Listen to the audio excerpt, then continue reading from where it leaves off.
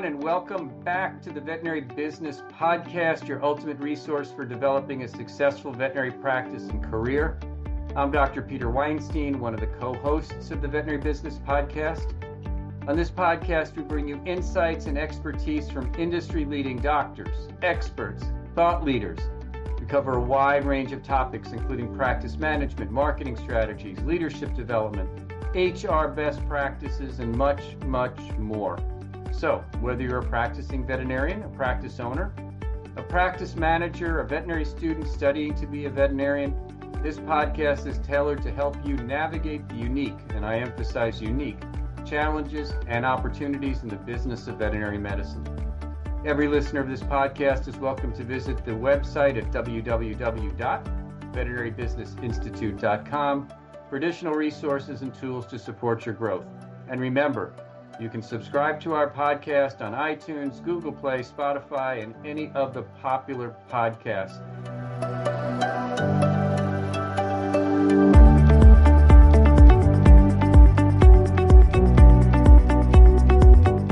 I wanted to get through that as quickly as I can because I really want to get down to our conversation. I want to welcome back Doctors Rick DeBowes and Dr. Jeff Sanford. Dr. Rick teaches at Washington State University. Dr. Jeff teaches at University of Georgia, both at the College of Veterinary Medicine. They are on the front line, taking the veterinary students and molding them. Maybe they are molded already, I don't know. Molding them into veterinarians of the future. So we're calling this podcast, which is part 2 of our podcast, Next Level Business Education for Veterinary Students. Let's kind of jump right in. Normally, I'd have you guys do a little bit intros and tell us about what you do, but we did that last time. So what I want you to talk about today is just a brief review of those externships, those electives that you offer, the on-site electives, because what I want to do is dive deeper into the outcomes of those on-site visits. So if one of you wants to give a brief 35,000-foot overview of what your elective looks like with respect to the students and the practices, somebody jump right in. I'd love to. I started teaching here 20 years ago, and I realized the classroom is not the way to teach business, not between cardiology, radiology, and anything else. Just like surgery, you learn surgery from doing surgery, right? And I thought the same thing with business. And so I started was a rotation where we would go into a practice and evaluate it, both qualitatively and quantitatively. And what we typically do is we get all the data from the practice, from our software, so that we can analyze that data as well as our financial statements. And often when we will go through that data before we go to practice or while we're at the practice, we'll go through that data to figure out what's kind of going on. The numbers always reflect or mirror what the behaviors are of a practice, right? And so always, we're talking about compliance, retention, profitability, your idea of discounting, your idea of how much inventory you have on the shelves, it's all reflected in the numbers. And so I want the students to see that, as well as what we do when we're there. Our students usually watch about 25 to 35 appointments from the time a client comes in to the time they leave, because we want to see how they use their team, what is communicated, what's not communicated in that process, right? And then at the end of it, we usually spend about a day or two going through the data and through all our observations of the zones and of the appointments, and then we put together a big report with usually about 120 pages or so, with lots of prescriptive suggestions. So you both taught thousands of students and taken them through this curriculum. Rick, do you want to tell us some of the success stories of some of the students that you've had and share with us the benefit that they've gotten as a result of these electives? Right. I'm happy to do that, and I'll just focus on a couple because I know we have limited time. I think probably the most important thing that I have ever heard in doing this rotation now for almost 10 years, thanks to Jeff's support and guidance, is that students will come to me at the end of the rotation and say, this might have been the most important rotation I took in veterinary school, But I want you to know I'm not afraid anymore. I can do this. I just watched a guy do mediocre medicine, pay all his bills, and make $300,000 a year. He left hordes of medicine on the table. She ignored clients asking for guidance. Is my pet overweight? What should I do with this? I want the best flea and tick, not the cheapest. And doctors don't hear it. They remain in their paradigms. And so the students are picking up on this going, wow, I was afraid I'd never be able to do this. I can't fail. I will never forget the student looking at me saying, I can't fail. I just, based on what I just saw, I can't fail. And mind you, they're saying that after looking at 2 different hospitals. So it's not just one hospital. They've been in 2 hospitals, and no 2 hospitals are identical, although many of them carry the same themes. Then, and I'm sure Jeff will have a story to share with you as well, but, when you have a student come out, I get smothered in text messages in June and July, right after they graduate, if they've taken my elective, and they'll tell me, hit production my first month. They told me I'd have to be on salary for a year, but they're already talking to me about production after 6 weeks. One young man came out and he went, Rick, I picked a practice based on everything we learned and saw. They had to have a preferred pathway to care. I walked in, they had it. When I went in to see a coughing dog, they already had the chest films done. They have a plan. They're intentional about their medicine. I selected a practice with that kind of culture and mindset, and it's wonderful. That particular new graduate generated $920,000 of revenue his first year out of school. They're smart kids. They get the medicine. They love the medicine. If somebody will show them what to do with the medicine when they're at the practice and what's possible, the sky's the limit. And that's really uplifting because, you can get plenty of examples of people who are not fulfilled, not happy, struggling mightily. And that has never been a theme. I have students going out looking to buy practices after 2 or 3 years. And Jeff will have a story or 2 to complement that with, I know. I mean, exactly right, Rick. I mean, what we see is we're just creating opportunity. We're opening our eyes up to this because if you think about it, especially if you think about gender, how it's changed in this profession over the last 30, 40 years. And most women, if you ask them, they think about a male role being the owner. And I think a lot of times that our rotations, especially now that they're mostly female now, right, Rick? They just don't know the opportunity out there. And they're thinking, what am I going to do with my baby? How am I going to make this kind of work if I want family? I don't know how this works. And then we show them this doctor had 3 children from one in vet school, one when she was an associate, and one when she started a practice, right? and then they start saying, oh, wait. And when I actually show that you have so much more flexibility and so much more opportunity when you pursue not only the best medicine, but also eventually ownership, right? And that ownership piece, they really say, oh, wow, I didn't know that, I could have this much flexibility, have a family, and really call something my own. And I don't have to make all the money in the world on it. I don't have to have 20 practices. I could be really happy making a good living with just my practice, right? And I think they're like, they didn't even think that was an opportunity. So I think that is probably the biggest things that I see coming out is A, I can make a good living at this doing good medicine, and B, I can also be an owner and create, generational wealth potentially on the back end. Absolutely. I think a lot of students think that they're going to have to come out and work for a corporation, whether that's good or bad. That's not the conversation I want to have right now.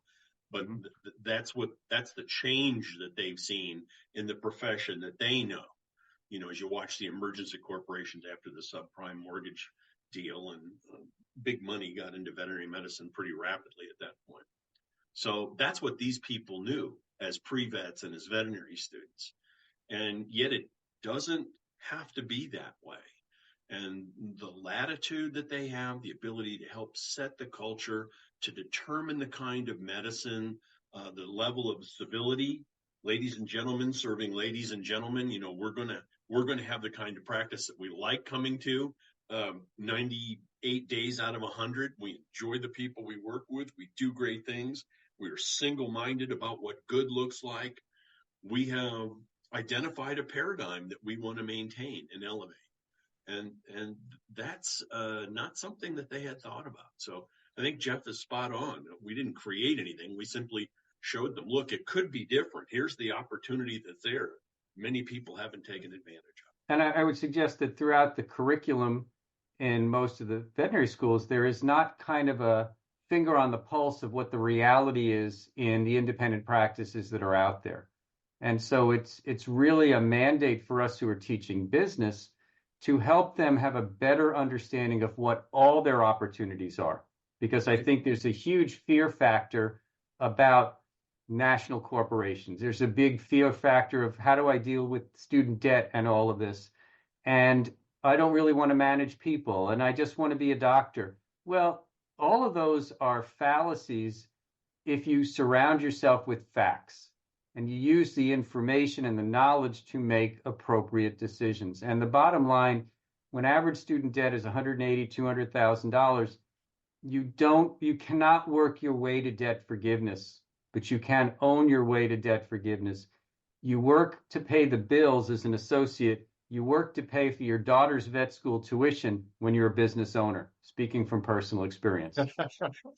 Absolutely. So, I mean, I know you've talked about a couple of different people who have been successful as associates, but do you have some success stories of graduates who went through your elective and then became owners and, maybe fast track their practice from a startup to a practice that was very attractive to a corporation and maybe they became juvenile millionaires?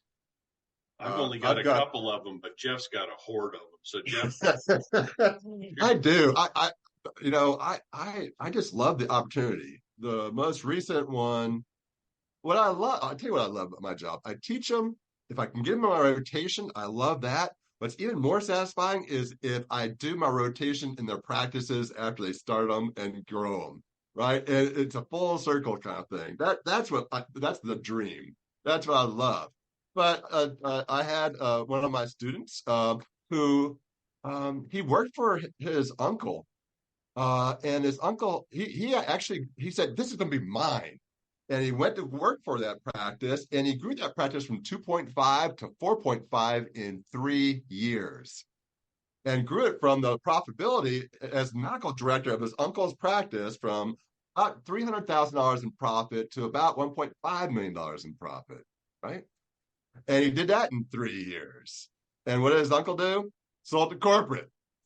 And this veterinarian only got a gift card from Outback for $50 for his hard work of building, I don't know, $10, $12 million worth of wealth for my uncle, right? And so after being down on himself, because back then everybody had to buy a practice, no one thought about starting practices, right? And everybody's like, well, don't start a practice. It'll take you a year or two to get break even.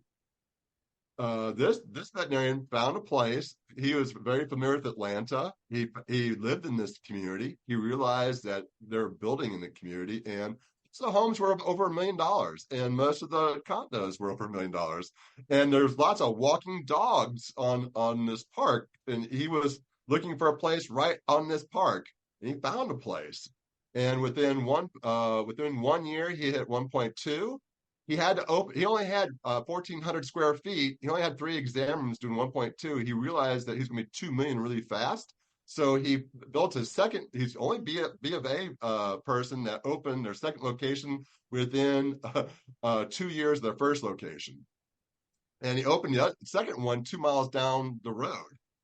And within 4 years, he was $4.5 million, netting $1.2 million.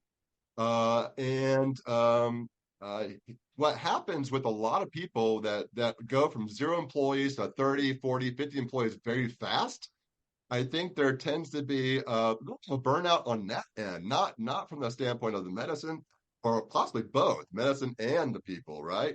And he decided to sell because the opportunity was there. He sold for around 18 EBITDA, and then just grew his practice another $2 million this last year, netting so $6 million netting 2.1 million, and he got an $8 million earnout. And he's all within 5 years. and he's 32 years old. He's 30. He's 37. 37. So Rick, were you making that much money when you were 37 years old and you're pulling your glove up to your shoulder and doing rectals? No, in fact, with my retirement, all of our rental properties, all of our insurances, if I could collect on all of them at full value, I wouldn't be having that much money.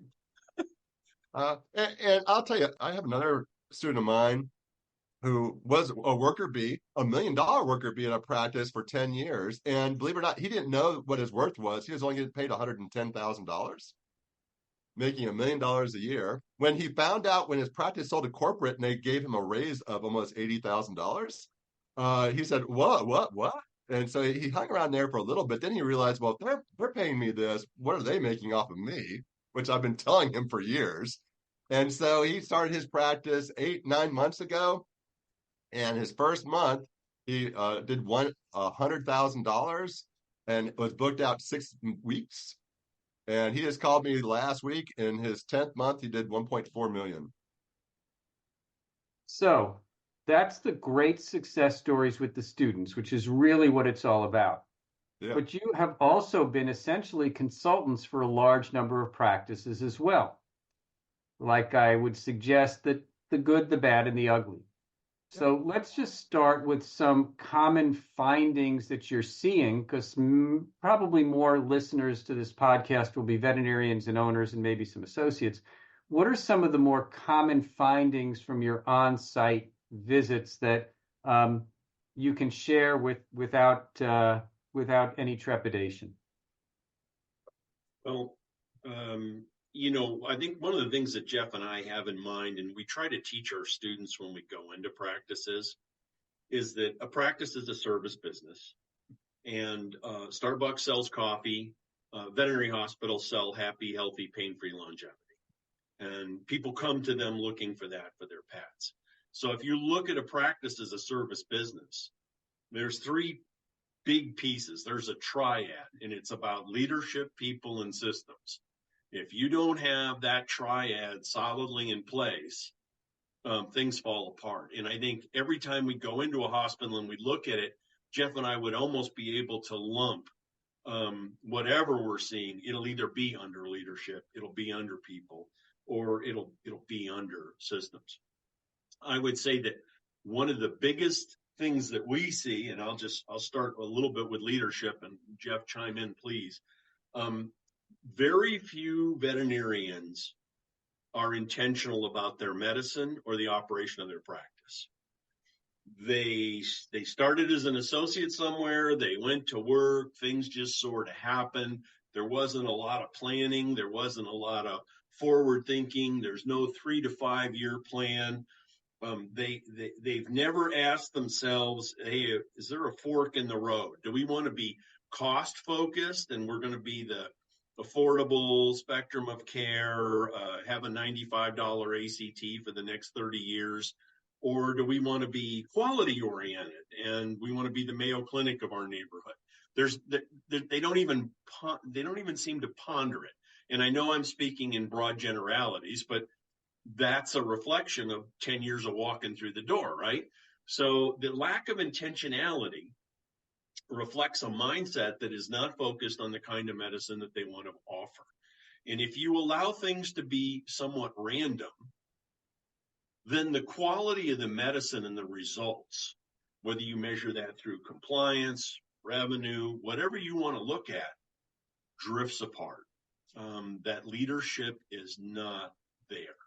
And it is, I think, a huge problem in veterinary medicine, because you have to sit down and decide, who do we want to be in our practice? And if we want to be good, what does good look like? What does good look like? And the team has to be brought into that. What does good look like or sound like on the phone? What does it look like or sound like with the CSR? What does it look like or sound like in the exam room? And on and on and on, so that there is some unanimity of thought, not clones. People can be independent thinkers and very creative, but a commitment to a preferred pathway to health and a preferred pathway to care. How do we care for our clients? How do we care for our coworkers? And how do we care for our patients? And we see that that's really not there. And if you ask me, so what does that look like? When you have a leadership issue, well, we have been in practices where the CSR takes an order at the counter, not unlike a Burger King or a Wendy's. What are we here for today? They write that down on a slip. Okay. There's no advocacy about what would be in the best interest of the pet, what we should be looking at the pet, seasonal problems that tend to affect pets. Gee, I noticed that your pet is the size of a tractor trailer truck. Maybe we should talk about weight while you're here. None of that is there. They simply fill an order and pass it to people in the back, and the animal gets that care. So when you look at that and you say, wow, are they being the veterinarian they dreamed of? Or have they become the veterinarian they swore they'd never be? Because their practice doesn't really look like a healthcare professional's practice. That is a lack of organizational leadership. And when the leadership degrades, the culture goes away. Jeff, what would you say to that? I totally agree with you. I think this is one of the problems with the corporates. Don't pick on any one of them, but the problem is leadership has to be local in a veterinary practice to me, because there's a culture in each one of those practices. And when that leadership leaves, there's kind of a leadership vacuum, and all the guys that are managing from afar, all they can do is manage from afar. They can't lead locally. And I think this is why they're freaking out right now about dropping invoices, because you can't raise prices out of a problem, right? And so that's where we're going. But it is interesting. Intentionality is a problem. And I think that's one of the reasons why we are in the situation where urgent care took over a lot of practices that were GP, and wellness kind of went out the window. I can't believe I've been in 3 practices with my rotations this year, just my rotations. And we said, you were at 30% rabies this year's coverage. And we went back 2 years to cover the previous 2 years. And you only covered 30%. And they're like, there's no way we could do that. And we count the tags. And it's only 30% coverage. And it's because they're not intentional. And I think this is where the de novo practices, the practices that grow really fast and really strong right now, the ones that grow from 0 to 5 million in 5 years, the ones that grow to 1.2 million, 1.4 million in 10 months, they're very intentional on their medicine. They're very intentional, not only that, but the experience. I know a friend of mine, his name is, I'll call him Dr. John. He sat in his chairs in his exam rooms for a half an hour to see if they were comfortable enough for his clients to sit in. He calls them little trust deposits. You have to inform the smells, the sights, what they see, what they hear, the whole experience are all but trust deposits. And if you create the right number of trust deposits, they say a lot more yeses in the exam rooms. And so I do find that, I think it's a path of least resistance is what's going on in most of the practices we go into from a leadership standpoint. We'll just see whatever. And I think the burnout issue really is leadership not listening to their people, right? And just accepting whatever that comes in. I was in a practice that lost 2 doctors. I asked the receptionist, I said, what are y'all going to do about the volume? And the receptionist says, we'll just fit them in somehow, and that culture of just getting them in is what's causing a lot of anxiety in the profession, I think, right? So for leadership, I totally agree. And I would add, because we're targeting things we see that are problems, and they may be problems for people who listen to the podcast. Hopefully they'll listen to this. Jeff and I were in a hospital that had 10 veterinarians, and they were a walk-in practice, and they would see a couple hundred people a day. And Jeff and I drove by the practice at 6:30 in the morning. And there was already a line of 20 or 30 people in front of the practice waiting to go in. It wasn't a Stones concert, but you were looking for campers, for tickets, right? And so it got to be that way because that practice had run that way for 50 or 60 years. That's how it always was. And when other people came in, they just continued to do that. But we were looking at the toll that it was taking on the employees. They had families, they had other things they wanted to do. And so here's the difference. When you have somebody who's interested in leadership, that practice was run by two fairly new owners who wanted to do it right and wanted to do it well. And of course, when you slide behind the steering wheel, you don't make any big moves right away, right? You're trying to get a feel for it. But they were open to it, and they immediately worked on A, maintaining the culture, and B, changing that operational mode so that they had lanes of appointments so that they could move their doctors over so that people could go home at a predictable time. Because, if you're a walk-in, there might be a time when you stop letting people come in the door, but you got to take care of the people who are already inside the door. And, and they would tell you today that practice is much better. It's been much better for their employees. Their revenues are better. Everything is better about their operation because they took the practice that they bought and they made it far more intentional just in how it operated. And it made a world of difference for their team. So, almost everything that you encounter, while it may seem insidious and painful, it can all be changed in a planful manner. What you said, and at the very beginning, it's all about leadership. Because if you don't have leadership, you have no direction. You have no vision. You have no intentionality. And as I use the trailer from Groundhog's Day in some of my talks, because that's how most veterinary practices are. They go about each day as a transaction. But the veterinary profession, and I've been quoted by this and I'll say it again, is not a healthcare provider. We are a service industry that delivers healthcare, which means at the top, the leadership has to have a vision that focuses on the client experience, the staff experience, the team experience, the patient experience with intentionality. Everything we do should feed into our vision, our mission, our core values, and our standards of care. Well, if you don't have any of those, then every transaction is a different transaction, and you make it up as you go along. And that's not a great way for success. And so I think going back to your original premise, what you're probably seeing in the difference between the 5% EBITDA and the 15 or 20% EBITDA is one thing, and that's leadership. Correct me if I'm wrong. Oh, no, I think that's right. 20 to 30% EBITDA. Yeah. Yeah, absolutely.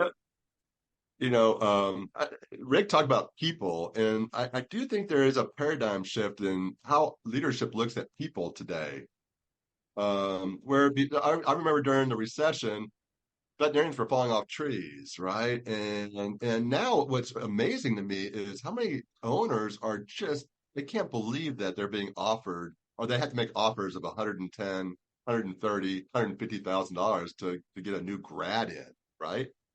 And I think they look at it in the wrong context. I think too many owners, talk about mentoring and onboarding as a bad thing, right? They think it as a necessary evil. Oh, we got to mentor them. We got to hold their hand, right? Is what they say. And then I'll tell you the story is the older veterinarian or the owner typically, when I was the associate, my owner left for 3 months, right? Which is the last thing a new vet once a year. That doesn't solve anything, right? It doesn't. I don't care what happened to you then. What is important, especially in the not what you can do for your country, but what your country can do for you is where we are now, right? And so that person really wants to know how to become a great vet in your practice, right? And they don't think about what that means or what individually how that is for that person to get that person up and going. And I would say that it's even worse in some businesses where it's just nothing but production, where you're just producing. You have to produce 50 appointments a day. There's no onboarding. It's just dumping, right? Rick and I were in a practice not too long ago. They brought in a new doctor from Tuskegee, and which was really interesting is they gave her 20 appointments her first day while we were there.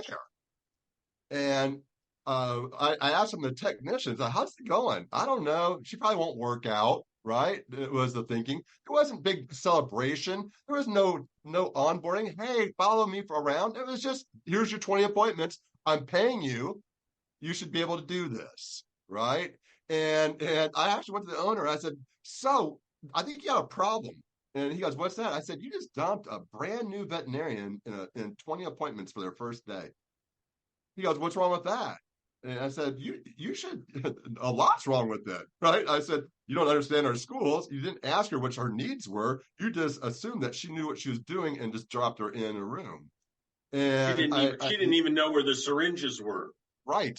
She didn't even know what drawer the syringes were in. And what blows my mind, this is the quote. He brought her in the next day. She started crying because he said, I understand that you didn't have a very good first day.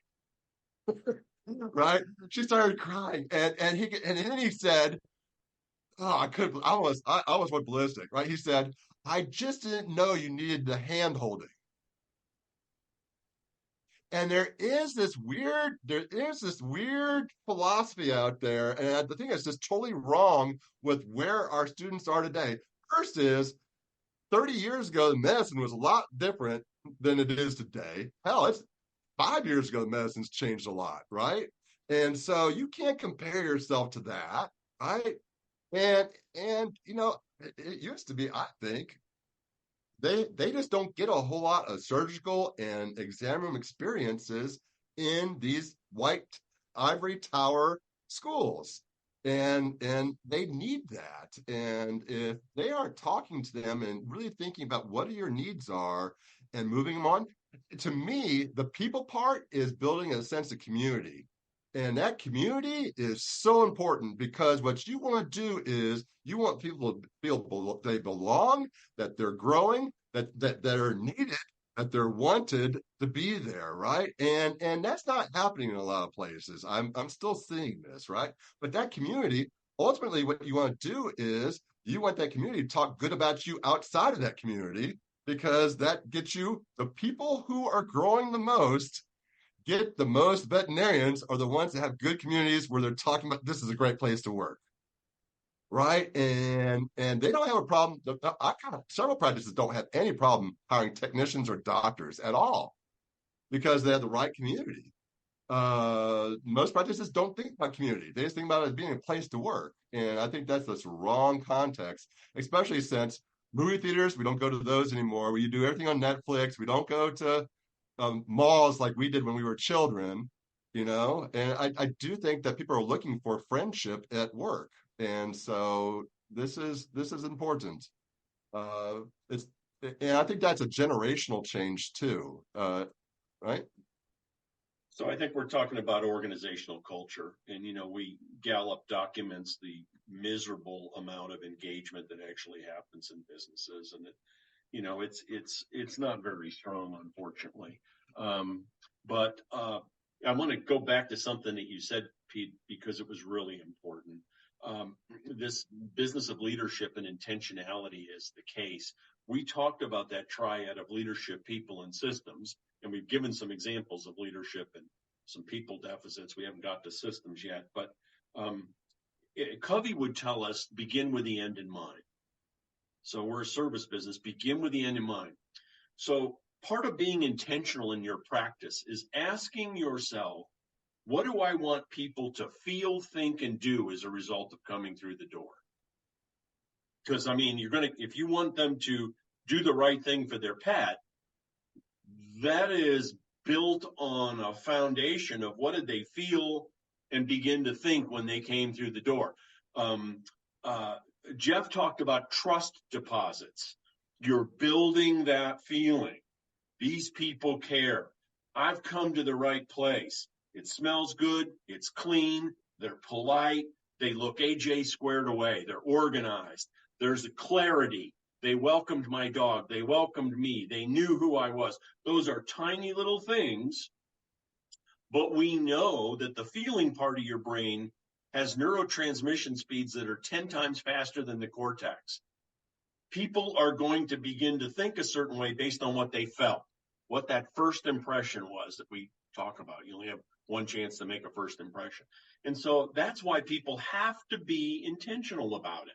That this leadership piece is so huge, because we can talk, and we should for a few minutes, talk about the systems and the people problems that are there. But if you don't get the first part right, which is begin with the end in mind, and what is the leadership required to build the culture you want to have so the right things happen when people come in. And veterinarians don't take the time to do it. They all think they have a great team. We're a family here. I've heard that a million times. I could vomit, because when I ask, well, what's the average tenure of a tech here? 8 months. Well, how long does a doctor stay? 2 years. If you don't have consistency, you don't have good care. I was in a practice once and they talked about the new gal. They're doing about $2.5 million, 2 doctors, a swarm of support team, mostly female, over the age of 30 to late 30s, right in there. I said, who's the new gal? Oh, that's Donna. She's been here 12 years. Okay. It's like Hotel California, right? I said, how do you do that? He said, well, every quarter we close for a day. They stay on payroll and we do a spa day because that's what they said they wanted. Taking care of your people so that they will take care of your customers. Vineet Nayar's book from the Harvard School of Business, Employees First, Customer Second. He said, if you want your customers, your clients, to have a drop-dead wonderful experience, then you have got to get the right people and take great care of them. And that was Lencioni's point in the ideal team player, right? Hungry, humble, and smart. Hungry, they have an internal locus of control. Humble, they don't care who gets the credit. They just want to be part of something good. And smart, yes, intelligence is good, but he meant people smarts, emotional intelligence. You get those things together with a vision on where you want to go, the world's your oyster. Most veterinarians think they're too busy to do that. They don't have the time. It'll cost too much. They're so busy drowning, they don't have time for swimming lessons. So that's unfortunate. So simple equation. Staff retention equals client retention. We have trust issues, Dad. We have trust issues. We don't trust our staff. Why don't we trust our staff? Because we don't train them. Why don't we train them? Because we don't have time. Why don't we have time? Because we're too busy replacing our staff because we haven't trained them and then we can't trust them, which means we as doctors have to do everything because we haven't trained anybody that we can trust. So instead of doing the 3 things we have to do, diagnose, prescribe, and do surgery, or maybe do a rabies shot every once in a while. So we have trust issues. And when we have trust issues with our staff, clients come and see a different person at the front desk every time they come in. So they have trust issues because they can't build a relationship with the team. Doctors who are listening to this, your clients aren't coming in to see you. They're coming in because they saw Crystal at the front desk and Stephanie at the front desk, and they've been there for 12 years because they're the new kid on the block. And that comes from hiring correctly. It comes from having a culture. We have a huge cultural problem. Well, culture comes from having a team that works together and builds that culture. Most cultures are not top down, they're bottom up. And so I'm going to get on a soapbox, but this is your platform. But people, Jim Collins, get the right people on the bus, the wrong people off the bus and the right people in the right seats on the bus. This is a people business. And if we don't take care of our people and hire the right people, which is not you, the doctor, if we don't hire the right people, we can't deliver on the client experience and the service that we're looking for. So, yeah, I'm sorry I took a little bit of your time from that standpoint, but I think we're all on the same page. And Lou Gerstner, when he took over at IBM, noticed 3 shortfalls at IBM when he took over: a lack of leadership, a failure for strong team building, and a lack of culture. Those 3 things fit right into veterinary medicine from that standpoint. And we're talking about community, Jeff. I loved what you talked about in terms of community, because if you look at Gen Zs and Gen Ys, they are looking for a community within which to work. We are transactional with our clients, and we are transactional with our staff because we don't think they're going to stay. We hire people thinking they're going to leave instead of hiring people and hoping that we can provide them with a place to stay. I'm done. Well, exactly. So what would a good culture look like when you got after people? Imagine that you're a student and you go out to interview, and you bring up the point about onboarding, and the veterinarian says, well, I want to tailor it to your needs. Our goal is we'll look back in 5 years at each other and we'll go, that was the best day we ever had because we both made a good decision. Right. And here's what I have sketched out. You're going to spend the first 2 weeks on my hip. We're paying you a salary. You probably won't be doing very much. You're not making any money for me. I want to invest in you. And then you're going to spend 2 weeks with our highest producer, because I want you to see how one of our people who really rocks and rolls it. And I want you to notice how he or she does their work. And then the next 2 weeks, you're going to be doing just wellness appointments with our very best tech. And our very best tech is not going to let you fail. So we're not starting with sick animals. We're starting with doing the blocking and tackling. Let's do the common things uncommonly well. And we will, after 2 weeks, see how you're at. You need another week or 2 of that. And we'll start working in the dental and the neuter so that you get used to working in our system with very predictable anesthetic events, right, that are procedural and where you're working with the team in the back. But suddenly you're 2 months into the job and there has been a very structured approach, and you're now seeing the culture in action. You're looking at the communication in action. You get the idea they want you to be here. Especially if that veterinarian looks at you and goes, I don't bring people here to fail. And Peter, I'll tell you, that is the secret sauce. If they present a plan for that person to be, I call it onboarding. I think mentoring is overused, but really onboarding, which also, team building, leadership, resiliency, that kind of stuff as well. I think that I have had some people get $150,000, $175,000 offers, but they went to a practice that offered that at $110,000. They took that over at every time, right? Yeah. I fully agree, and I really do think that it has to be structured and it has to be written down. I think if you look at the classifieds that are in the different classified locations, 80% of the hospitals say we offer mentoring. But what does that mean? And I will tell you, my daughter got a contract that had mentoring for 6 months on it. But there was no details to what the mentoring would look like. And it's been a failure from that standpoint. So do your due diligence. I think mentoring has to entail 3 things: the technical mentoring on how to be a good doctor, the mental mentoring on how to handle the variety of different things that will be put at you that are not just medical, and the mentoring of the heart, compassion, empathy, communication.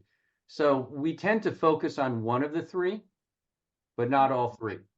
And I think you have to focus on all 3 to truly build a long-term successful colleague and part of your team, and hopefully an exit strategy. As we get close to the end, I want you to talk about systems for just a minute, because if you're not consistent you're non-existent. And because I wrote a book on systems, I would love to hear both of your points on systems. Yeah, the biggest system I see that's problematic is not having decent workflow, and not utilizing your technicians, not utilizing your exam rooms, and not knowing how to use those in a way that a doctor can use two exam rooms just about and be able to generate 700 to a million plus. And that's only done by a team. I think there's too much focus on the doctor, and the doctor's in charge of the exam room. I don't agree with that at all. I think that's probably the biggest system I see. The second thing is the software are disasters in most practices. They are, I mean, it's amazing to me. I tell my students all the time, I appreciate what you're making on production. God knows what that means, because there's duplications in all these softwares. A lot of times the duplications are lower fees. And like I had a 40x charge at a practice that for every problem that it had, you have the four elements, right? 40x, and depending on what one was positive, they got a different charge. And the average charge was $45. The charge was $45. The average charge was $32. Because if it was positive, they gave them a discount. And so I find that the software is just a disaster. And that's what drives the whole practice and the revenues of the practice. And no one sits down once a year, twice a year to say, is this clear for our new people? Is this clear for our staff? Does everybody understand what these terms mean, so that when we pull it up on the invoice, it's accurate, right? And what we find is a lot of people make up their own charges. In fact, we see lots of people setting up duplicate charges in their softwares because they don't like the charges that are being charged. But you'll recall we were in a hospital that had 52 different examination charges. 52. Because anybody could go in and develop an entire new line for a charge. And what will they use, Peter? They will always use the least expensive charge, because we're in the business of giving away other people's money, right? So it's easy. So those are two biggest system things that I see. Rick, do you have another one? Well, I mean, and again, all of these, if the culture isn't there and the leadership isn't there, you can't make these things happen, right? So you have to have that foundation. But yeah, we were in a practice that was for sale that gave away $800,000 in exam fees. $800,000 in exam fees. And they were, at that time, the multiples were 6 to 8, right? So you were giving away $5 million, right? And what they did was they would always charge a recheck fee. That was their new exam fee. And the owners of the practice did it, and so everybody else felt validated in doing it. The owners of the practice would say, gosh, you've been coming here a while. I'm going to give you, you got 3 vaccines. I'm only going to charge you for 2. The owner would walk out of the room. The tech would give the vaccines and go, doctor's right. You've been here a long time. I'm going to give you some flea and tick stuff for 3 months. I'm not going to charge you for it. You've been coming in a long time. They would take that transfer sheet and record and client to the desk, and the receptionist would look at it and go, $140? You've been coming here forever. For goodness sake, let me fix that. And she'd turn it into $80. And you just watch a practice take itself apart because the people haven't been trained. They don't understand how the business works. And they have placed a negative culture in place, a destructive culture in place that undermines their business. And then, of course, they can only pay $12 an hour to employees. So, it's a vortex. To me, it's sad that the only the value that a person has working in a practice is giving away the work, right? I mean, that's just sad. That's what my value proposition is. I'm gonna give you a discount, right? Yeah. Ladies and gentlemen, you have 2 individuals here who have been in more practices and seen more practices than virtually anybody in this country at the moment. So their messaging is right on, and they've seen diverse practices. They've seen rural practices, suburban practices, they've seen urban practices. And when they are taking veterinary students who maybe haven't been out there, maybe they did some work, maybe they did some, had worked as a technician or assistant or whatever, and these veterinary students are walking in and identifying these variables, we can't handle the truth, but you just heard it. And it can all be better. And hopefully the next generation will be better. So as we wrap things up, oh God, we need to do this more often and have this conversation again in the future, because there's just so much more to dive into. Rick, what do you see as the future of the veterinary profession in the next 5 years? I think you're going to see a swing back towards independent practices. I believe, and if Jeff and I can ever get this enough corporate support or somebody's support to get this curriculum to be a national curriculum, we could turn out veterinarians who could be men and women who could be captains of their own ship, and it would be a very quality ship, and it would hold a very important piece in a community like it did maybe 20, 25, 30 years ago. You stop and think about how the veterinarian fit into their community at that time, but with more business sense. So it would be a very healthy business where people could have jobs and careers and be well taken care of as employees while great care was offered to the public. I'm optimistic because I think when I watch what our students do who get the business education, communication education on top of a great medical education, they're unstoppable. They are wildly high producers in their practices. All right. Jeff, same question. What's your vision down the road? I agree. I think there's going to be a collapse of some of the corporates.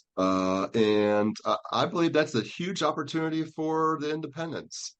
I'm hoping that the new models that are coming out that focus on work-life balance and really doing something special, not only for the patient, but also for the client, right? Because what we're finding is this is a client experience more so than a pet experience, right? So the medicine's for the pet, but the experience is for the client. And I think that the practice that you see growing the most are paying attention to that the most.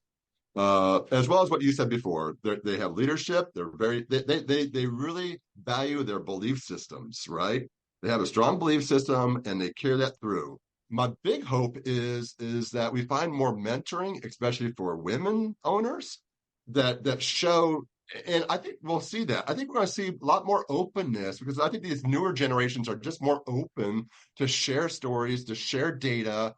They want to share the good news because there is so much out there that's so good sometimes, right? And so I'm hoping we see more and more of that coming, and the sharing of ideas like through BMGs and through other organizations that are coming out. I think we'll see more organizations coming out to support women and women owners. I hope, right? I hope so. Yeah, I think the next generation is going to be more collaborative.